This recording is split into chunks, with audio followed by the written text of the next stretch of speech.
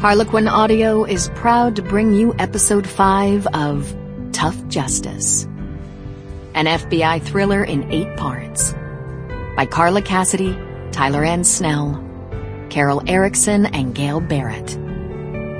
Episode 5, Twisted, by Gail Barrett, performed by Thérèse Plummer.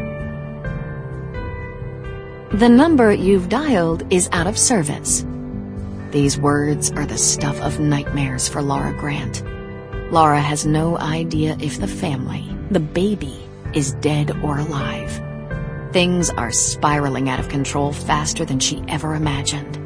Moretti's motive seems to be revenge by killing everyone she cares most about. But how?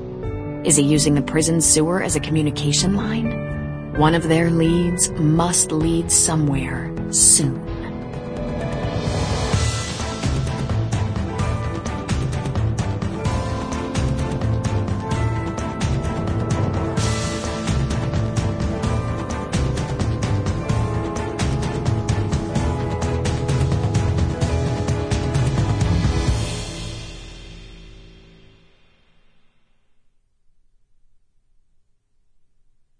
Chapter 1. Lara paced from her cubicle to the window and back, so panicked she could hardly think.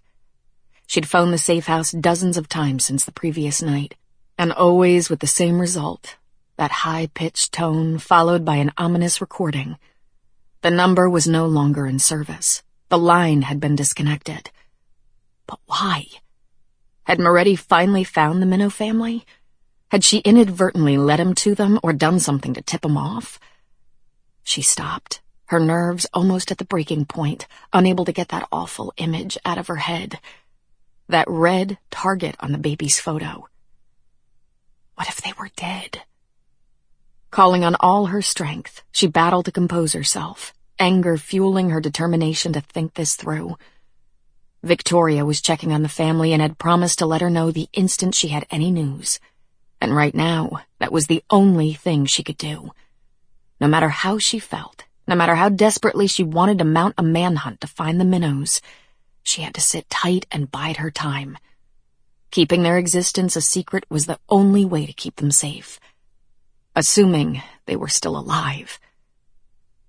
Turning toward the bank of windows, she gazed out at the surrounding skyscrapers, their top stories shimmering in the morning sunshine, their lower floors draped in perpetual shadow like the understory of a jungle floor.